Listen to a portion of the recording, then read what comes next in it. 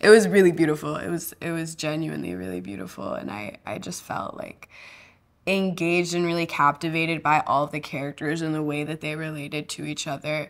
And I think that was like the main thing that drew me to this film, was like how character driven the story is. Like there's this like one central conflict, like this one event that happens, and then there's so many relationships that kind of like move and shift and change around that event. And I thought that was really, really interesting. Well, I loved working with Zach because he is also an actor, and so I feel like he brought that perspective into directing this film.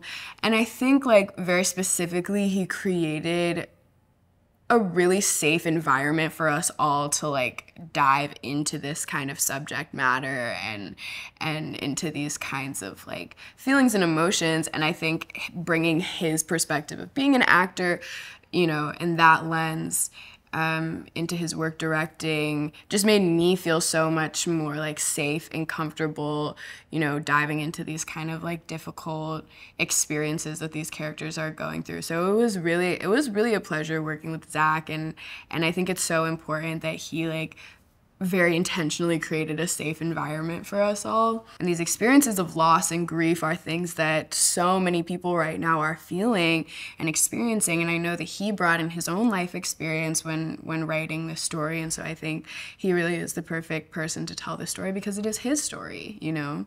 So it was really a pleasure to be a part of that. Florence is amazing. Florence is amazing, hands down. I remember I had this like really big scene and I had been working on it, and it was something where it was like my audition scene, and also something like as soon as I booked the part, I was like, this scene is like the thing that is the most intimidating and the scariest thing I've ever had to do. Like the scariest thing I've ever had to do, hands down, as an actor. And I remember like calling her and I was like, Florence, like, what do I do?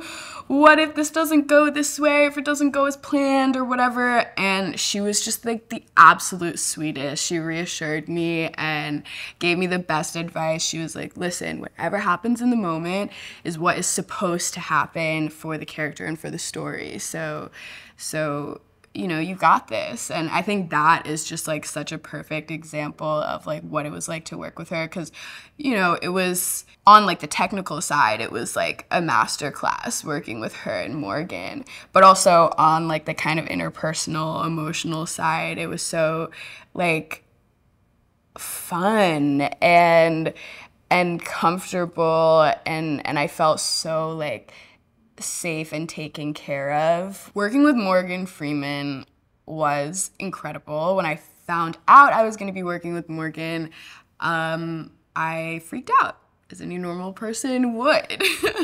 And I think it really was such a pleasure and such an absolute honor to be able to have Morgan just as a scene partner and to learn from him and to create something together. Was just an opportunity and experience of a lifetime. And so I'm deeply, deeply grateful for my experience working with Morgan Freeman. Ryan's relationship with Alison is complicated. I think that ultimately Ryan's need for support, for a friend, for community guidance, all of these things kind of override the like hatred she has for Alison and what happened.